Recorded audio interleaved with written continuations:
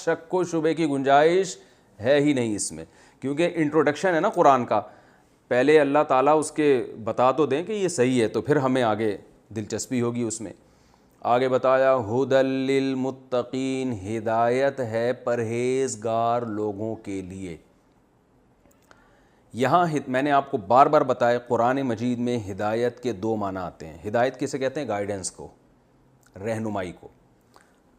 تو اردو میں بھی، انگلش میں بھی، ہر زبان میں رہنمائی کے دو مطلب ہی ہوتے ہیں۔ ایک رہنمائی یعنی گائیڈنس کا مطلب ہوتا ہے آپ کسی کو سیدھا راستہ بتا دیں، اس کو بھی گائیڈنس کہتے ہیں۔ ایک گائیڈنس یہ ہوتی ہے آپ اس کو اس پہ چلا بھی دیں، یعنی ایسے اسباب اور وسائل کہ جیسے آپ سے کوئی ایڈریس پوچھ رہا ہو، یار میں نے صدر جانا ہے، تو ہوتا یہ کہ آپ اس کو راستہ بتا دیں، بھائی یہاں سے جاؤ گے سیدھے ہاتھ پہ مڑو گے، الٹے ہاتھ پہ مڑو گے، وغیرہ وغیرہ۔ اور ایک ہوتا ہے چلیے میں آپ کو چھوڑ آتا ہوں۔ تو قرآن میں یہ دونوں معنی میں ہدایت استعمال ہوا، کبھی کسی اور معنی میں، کبھی دوسرے معنی میں۔ تو جو ہدایت کے ان دو میننگ میں فرق نہیں کر پاتے وہ کنفیوز ہوتے ہیں۔ بات آ گئی سمجھ میں؟ جیسے قرآن میں آتا ہے اہدنا الصراط المستقیم، اے اللہ ہمیں سیدھے راستے کی ہدایت دے، دعا مانگ رہے ہیں نا۔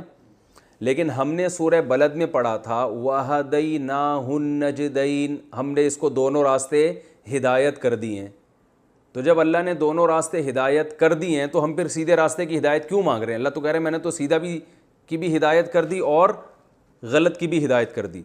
تو وہاں ہدایت کا معنی کچھ اور ہے، سورہ فاتحہ میں ہدایت کا معنی کچھ اور ہے۔ سورہ بلد میں ہدایت کا معنی یہ ہے کہ اللہ نے دونوں راستے دکھا دیے۔ جب سورہ فاتحہ میں ہم اللہ سے ہدایت مانگتے ہیں تو مراد دکھانا نہیں ہے، اے اللہ ہمیں وہاں تک پہنچا دے، چلا دے، یا ہمیں سیدھے راستے پہ چلنے کی توفیق دے دے۔ بات آ گئی سمجھ میں؟ توفیق کا لفظ بہت استعمال ہوتا ہے قرآن و سنت کی اصطلاح میں، کہتے ہیں اللہ توفیق دے گا تو یہ کام کر لیں گے۔ یہ توفیق کی ڈیفینیشن کیا ہے؟ ارے آپ کسی کو بولو یار تم کبھی نماز بھی پڑھ لیا کرو، کہہ رہے ہیں یار اللہ جب توفیق دے گا تو پڑھ لیں گے۔ اچھا، بعض لبرل لوگوں کو اس توفیق کے لفظ پہ بڑا اعتراض ہوتا ہے، کیا جب اللہ ہی توفیق دے گا تو پھر ہم نے جب دینا ہوگا تو دے دے گا، نہیں دے گا تو ہم کیا کریں، وہ تو اللہ کی توفیق سے ہوتا ہے نا۔ تو توفیق کہتے ہیں، توفیق نکلا ہے دیکھیں وفاق، موافقت، اس سے نکلا ہے۔ موافق کہتے ہیں نا یہ چیز مجھے موافق نہیں آ رہی۔ آپ نے بھنڈی کھا لی زیادہ، آپ پہلے ہی بلغم تھا، آپ کو صفرا بڑا ہوا تھا، حکیم لوگ کہتے ہیں نا آپ بھنڈی آپ کو موافق نہیں آئے گی، وہ ریشہ پیدا کرتی ہے۔ ایسا ہی ہے نا، آپ یرقان کے مریض تھے، آپ کا ہیپاٹائٹس ہوا ہوا ہے اور آپ دیسی انڈے کچے پی رہے ہیں، موافق آئیں گے؟ ابھی میں توفیق کے لفظ کو سمجھانے کے لیے مثالیں دے رہا ہوں۔ لوگ کہتے ہیں پتہ نہیں کیا فضول چیزیں، بھائی اسی طرح سمجھایا جاتا ہے نا، توفیق موافقت سے۔ کہتے ہیں نا یہ انڈا آپ کو موافق نہیں آئے گا، آپ تو پہلے ہی جگر کے مریض ہیں، تو موافق کا معنی مناسبت ہو جائے۔ تو توفیق یہ نکلا ہے وفق یوفق توفیقاً، سبح یسبح تسبیحاً سے، توفیقاً یعنی کسی چیز کو کسی چیز کے موافق کر دینا۔ جب ہم کسی اچھے راستے پہ چلنے کی کوشش کرتے ہیں تو ہمارے اگر موافقت ہو جائے اس راستے سے تو اسپیڈ سے چلیں گے، وہ راستہ ہماری نیچر اور طبیعت سے اگینسٹ جا رہا ہو، رکاوٹیں کھڑی ہو رہی ہوں، تو وہ اس کا مطلب وہ ہمارے موافق نہیں ہو رہا۔ تو اللہ کو یہ قدرت ہے کہ اچھے راستے کو آپ کے موافق بنا دے، یہ بھی قدرت ہے۔ بنا دے گا تو ہم کہیں گے اللہ نے توفیق دے دی ہے آپ کو، یعنی یہ راستہ آپ کے موافق بنا دیا ہے۔ اور اگر نہیں ہوگا تو ہم کہیں گے اللہ کی طرف سے توفیق نہیں مل رہی۔ تو اب اس کی اصطلاح میں جو تعریف ہے توفیقی، جعل الاسباب موافقۃ للمطلوب الخیر، گاڑی زبان استعمال کی ہے، آسان سمجھا دیتا ہوں۔ آپ کا جو نیک مقصد ہے تو اس مقصد کو تک پہنچنے کے لیے آپ کو جو اسباب اور وسائل چاہیے، تو اللہ وہ اسباب اور وسائل ایسے پیدا کر دے جو آپ کو آپ کے نیک مقصد تک پہنچانے میں مدد دیں۔ تو کبھی اللہ کی طرف سے نا ایسے حالات پیدا ہو جاتے ہیں, کبھی اللہ کی طرف سے رکاوٹیں ہوتی ہیں, تو آزمائش بڑھ جاتی ہے انسان کی. ایسے موقع پر انسان ہتھیار ڈال دیتا ہے. تو یہ مطلب ہے توفیق کا, کہ اللہ تعالیٰ وہ اسباب جو آپ کے نیک مقصد تک پہنچنے کے لیے کچھ اسباب چاہیے نا, تو اللہ وہ اسباب آپ کے لیے کیا کر دیتا ہے, آسان. تو اب کیا مطلب, ہم کہیں گے بھائی قدرت کی طرف سے بھی آپ کی موافقت ہو گئی ہے, قدرت کی طرف سے بھی آپ کو توفیق مل رہی ہے. لبرل لوگ, لبرل تو نہیں کہنا چاہیے, جو ایتھیسٹ ہیں, جو ملحد ہیں, وہ کہیں گے نیچر آپ کا ساتھ دے رہی ہے. نیچر کیا کر رہی ہے؟ میں نے یوٹیوب پہ ایک ویڈیو دیکھی نا, وہ سونامی کا طوفان کی, تو اس پہ کسی ملحد نے لکھا ہوا تھا نیچر از اینگری, فطرت بہت غصے میں. ہم کہتے ہیں اللہ کا غضب ہے نا, زلزلہ آ رہا ہے, تو جو ملحد ہیں وہ سب کس چیز کے کھاتے میں ڈال دیتے ہیں, نیچر کے, کہ نیچر غصے میں. حالانکہ نیچر بذات خود تو کوئی چیز ہی نہیں ہے. تو نیچر ٹینشن میں, نیچر غصے میں, نیچر آپ سے خوش ہے. قرآن نے بھی کہا نا کہ زندگی ایسی ملے گی قیامت کے دن, وہ زندگی آپ سے خوش ہوگی. تو یہ تو مجازن کہا ہے قرآن مجید نے. تو یہاں مطلب ہے, یہاں جو ہدایت ہے, ہدن, یہ کتاب ہدایت ہے. یہاں ہدایت سے مراد, پہلے میں آگے متقین کا مطلب بتاؤں گا نا, پھر ایک اشکال کروں گا, اس کے جواب میں یہ بات سمجھ میں آئے گی. متقین کسے کہتے ہیں, کئی دفعہ بتا چکا ہوں, پرہیزگار لوگوں کو. متقی کسے کہتے ہیں, پرہیزگار, بچنے والے, گناہ سے, برائی سے اجتناب کرنے والے, ایوائڈ کرنے والے جسے آج کل کہا جاتا ہے. اجتناب ذرا گاڑا لفظ ہو جاتا ہے. تو اب سوال یہ پیدا ہوتا ہے کہ قرآن کہہ رہا ہے کہ یہ کتاب ہدایت ہے پرہیزگار لوگوں کے لیے. سوال پیدا ہوتا ہے, ایک جگہ قرآن کہہ رہا ہے ہم نے ہر ایک کو ہدایت دے دی ہے, ہر ایک کو ہدایت, وَهَدَيْنَاهُ النَّجْدَيْنِ, ہم نے ہر ایک کو ہدایت دے دی ہے. تو پہلا سوال تو یہ ہوگا, یہاں قرآن کہہ رہا ہے ہدایت ہر ایک کے لیے نہیں ہے, بلکہ کس کے لیے, متقین کے لیے. تو یہ دو آیتیں آپس میں کیا ہو رہی ہیں, ٹکرا رہی ہیں. دوسرا اعتراض یہ ہوگا, متقی کہتے ہیں گناہ سے بچنے والا, تو جو پہلی بچنے والا ہے اس کو ہدایت کی ضرورت کیا ہے؟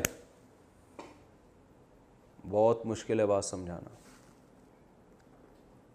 بھائی ہم ہدایت کا ترجمہ یہ کرتے ہیں, پہلا دوبارہ سے سب دماغ سے نکال دیں, دوبارہ اشکال دہراتا ہوں میں. سوال پیدا ہوتا ہے, قرآن سورہ بلد میں کہہ رہا ہے کہ ہم نے ہدایت دے دی ہے انسان کو, دونوں راستوں کی ہدایت ہم نے دے دی ہے. یہاں قرآن کہہ رہا ہے صرف متقین کے لیے ہدایت ہے, کسی اور کے لیے نہیں ہے. یہ ایک اعتراض, دو آیتیں ٹکرا رہی ہیں. اس اعتراض کا جواب ہم یوں دیتے ہیں کہ وہاں ہدایت کا معنی تھا راستہ دکھانا, یہاں ہدایت کا معنی ہم لیں گے راستے پہ چلانا. تو متقین کو یہ سیدھے راستے پہ چلائے گا, دوسروں کو نہیں چلائے گا. یہ اشکال تو ایسے حل ہو گیا. لیکن اس جواب میں ایک دوسرا اعتراض کھڑا ہو جاتا ہے کہ متقی تو کہتے ہی اس کو جو سیدھے راستے پہ چل رہا ہو, تو جب وہ چل رہا ہے پہلے سے, تو اس کو چلا کے کیا کر لیا بھائی قرآن نے, ہدایت ہے اس کے لیے جو سیدھے راستے پہ, ارے کیا ہو گیا, ہدایت ہے اس کے لیے جو سیدھے راستے پہ چل رہا ہے, یعنی اس کو سیدھے راستے پہ چلائے گا. ہدایت کا یہ معنی لے رہے ہیں نا کہ اس کو سیدھے راستے پہ چلائے گا. کس کو چلائے گا, جو پرہیزگار ہے, تو وہ تو پہلے ہی چل رہا ہے. تو ہم نے ایک اشکال کا جواب دیا تو دوسرے اشکال میں پھنس گئے. اس کا جواب یہ ہے, یہ چیزیں جب تک آپ, یہ اصول قرآن کی تفسیر کے لیے جب تک آپ نہیں سمجھیں گے نا, قرآن سمجھ میں نہیں آئے گا. اور آج کل جو زیادہ تر جو متجددین اور جو سرسری طور پہ تفسیریں پڑھ رہے ہیں, باقاعدہ عربی گرامر کی گہرائی میں جا کے مدرسوں میں بیٹھ کے علم حاصل نہیں کرتے, ان میں بڑا فالٹ یہ ہوتا ہے کہ وہ ان چیزوں کا جواب نہیں جانتے. تو یہاں یہ بات یاد رکھیں, عربی زبان میں بسا اوقات جب ایسا ہوتا ہے, کئی دفعہ ایسا ہوتا ہے کہ کوئی کام بول کر اس کام کا ارادہ مراد ہوتا ہے, حقیقت میں وہ کام مراد نہیں ہوتا. اور بعض دفعہ کام بول کر دعوی کام مراد ہوتا ہے. مثال سے سمجھاؤں گا انشاءاللہ. اس کو کہتے ہیں فعل بول کر ارادہ فعل, اور کبھی فعل بول کر دعوی فعل. ٹھیک ہے, دعوی فعل کی مثال دوں, قرآن مجید میں آتا ہے سورہ صف میں جو ہے نا, سورہ صف 28ویں پارے میں, یا ایھا الذین آمنوا لم تقولون ما لا تفعلون, اے ایمان والو ایسی بات کیوں کہتے ہو جو کرتے نہیں ہو, ایسی بات کیوں کہتے ہو جو کرتے نہیں ہو. صحابہ یہ کہا کرتے تھے کہ جہاد فرض ہو گیا تو ہم کریں گے. جب ایک دم فرض ہوا تو بعض لوگ ظاہر پریشان ہو گئے کہ بھئی ابھی کیوں, منافقین تو پیچھے ہی ہٹ گئے بالکل ہی. تو اللہ نے فرمایا کہ ایسی بات کہتے کیوں ہو جو کرتے کیوں نہیں. اب اس آیت کو لے کے ہم لوگ کیا کرتے ہیں کہ کوئی شخص خود عمل نہیں کر رہا لیکن بات اچھی کر رہا ہے, تو ہم کہتے ہیں جب کرتے نہیں ہو تو باتیں کیوں کرتے ہو, ایسی بات کہتے کیوں ہو جس پر خود عمل نہیں ہے. یہ آیت وہاں فٹ کر دیتے ہیں نا. کیا ہو گیا بھائی؟ دیکھو کوئی آدمی آپ سے آ کے کہہ رہا ہے یار نماز پڑھ لیا کرو, آپ اس سے کہتے ہیں تم خود پڑھتے ہو, کہتے ہیں میں تو نہیں پڑھتا لیکن میں مذاکرہ کر رہا ہوں یار, اچھا تمہیں بھی ترغیب دوں, ہم بھی پڑھ لیں گے اس بہانے. بھائی لوگ کہتے ہیں نا شکل اچھی نہیں ہو تو بات تو اچھی کرنی چاہیے, تو صرف یہ شکل کے بارے میں نہیں ہے, اعمال بھی اچھے نہ ہو تو بات تو کم از کم اچھی کرنی چاہیے. تو آپ فوراً اسے یہ آیت سنائیں گے جب خود نہیں پڑھتے, تو قرآن تو کہہ رہا ہے لما تقولون ما لا تفعلون, تم وہ کام کیوں کرتے ہو جس پر خود عمل, وہ بات کیوں کرتے ہو جس پر خود عمل نہیں کرتے. یہ ہے نا, حالانکہ یہ آیت اس کے بارے میں نہیں ہے, اس لیے کہ یہاں تقولون قول ہے, ایسا کہتے کیوں. یہاں کہنے سے مراد کہنا نہیں ہے, کہنے کا دعویٰ کرنا ہے. ما لا تفعلون, وہ کام کیوں کرتے ہو